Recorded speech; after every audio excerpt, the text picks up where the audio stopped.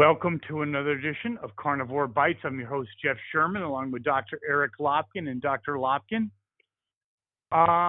We've talked about it in the past, but it looks like, from this whole protest situation that it looks like it's really, at least in the on the left side, it looks like defunding the police is a real issue.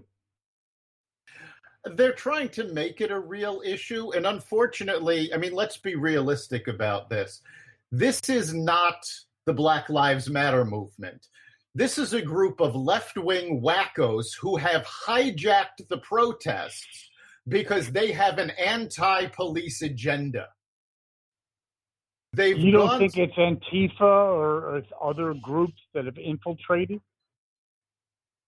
And I do. It could be Antifa. It's different. It's what I'm saying is it's not the Black Lives Matter movement that's doing this. That, yes. It's other groups that have hijacked, these protests, and they've gone to ridiculous extremes, trying to get shows taken off the air because they show a positive image of police, taking over an area in Seattle around an abandoned police station, even setting a Wendy's on fire.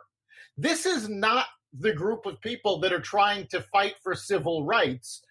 This is a completely other group who has decided that they are going to infiltrate, they are going to take over, and they are going to ruin the Black Lives Matter movement because they've got an anti-police agenda, and their demands are absolutely ridiculous. I actually, that's a really good point, Dr. Lopkin, that I think as this goes on, they had the support of most Americans. And I think when you go to such an extreme, they're going to lose that. Do you agree? I think they're definitely going to lose that. They're going to have some symbolic victories. Like, Trump recently said chokeholds should only be used by police as a last resort if a policeman is their life is in danger. What most Americans don't realize is that the NYPD, other large police forces, outlawed the use of the chokehold 30 years ago. Yeah, but let's talk about that just for a second. If you're a policeman, aren't you actually now in a no-win situation? Like anything that, who's going to be a policeman? Isn't that a bigger issue? That is a big issue. You've actually seen a lot of policemen leave the force over the last few weeks because they're putting their lives on the line. They're obviously not appreciated, but now it's even harder to protect themselves. The case in Atlanta, for example, the assailant grabbed the policeman's taser, turned towards him, and aimed it at him as though he was about to shoot. So the policeman opened fire to save his life. People are now yelling, oh, well, a taser's not a lethal weapon. He shouldn't have used his gun. Except several weeks ago, when the cops were using the tasers, then it was a lethal weapon. So you can't have it both ways. No, I would agree with that. I think in Atlanta, obviously that's not, the same case as several weeks ago, but I do think that maybe it was a little bit too lethal, but we're getting into such a situation now, such an environment that any use of lethal force, any kind of thing, just sparks what it sparks. Do you agree? Exactly. What happened to George Floyd was unacceptable. Oh, God, there is absolutely no way that the cops should not be held responsible. However, when a suspect is resisting arrest and aims a taser at you, that's a different situation. You cannot look at all of these situations exactly the same.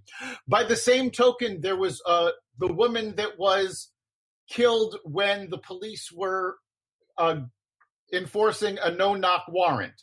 Now, whether you believe in the no-knock warrant or not, the cops went into the house.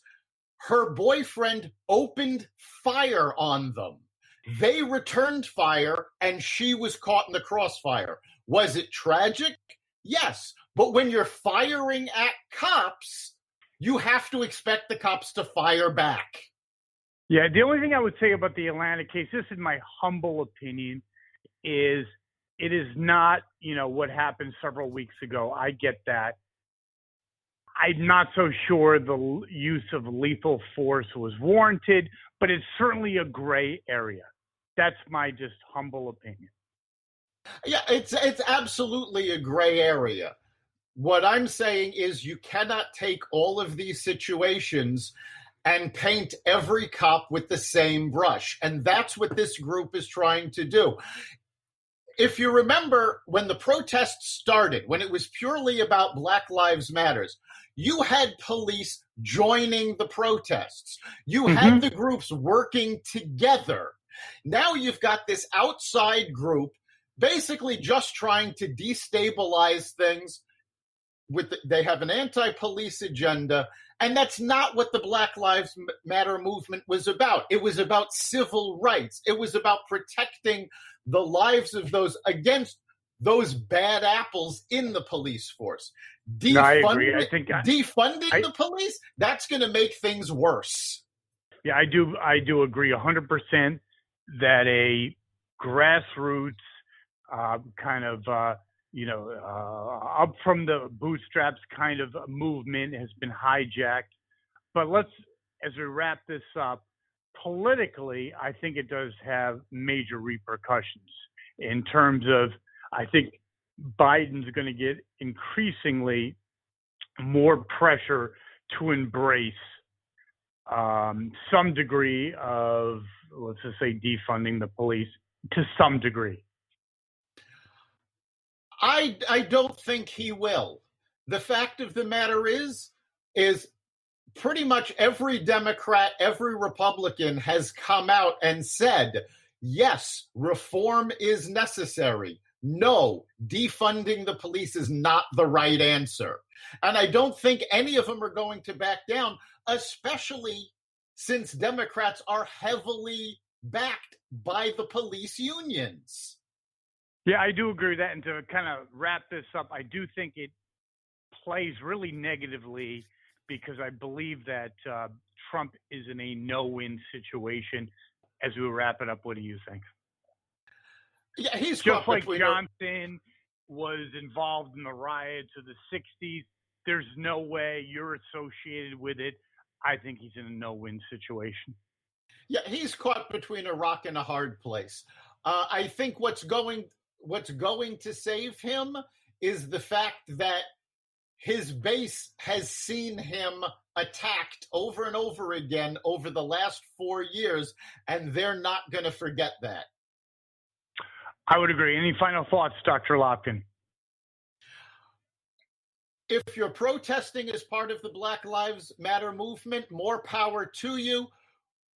This is a cause that's needed. If you are an outsider, just get away. Go away. Nobody needs you. Let's fight for civil rights the correct way. I would agree. And Friday, we're going to have kind of a free zone kind of Friday, and people can call in, and we might have a nice kind of forum to discuss these issues. Correct, Dr. Lopkin? Absolutely. And you can catch us live at blogtalkradio.com/Carnivore Radio. Thank you very much, Dr. Lopkin, and thank you for our listeners. We'll be back on Friday. See you then. You've been listening to Carnivore Bites, part of the Exvadio Podcast Network. You can catch us every week on carnivoreradio.com, exvadio.com/podcasts, the Apple Podcast Store, Google Play, Spotify, iHeartRadio, and wherever you find podcasts.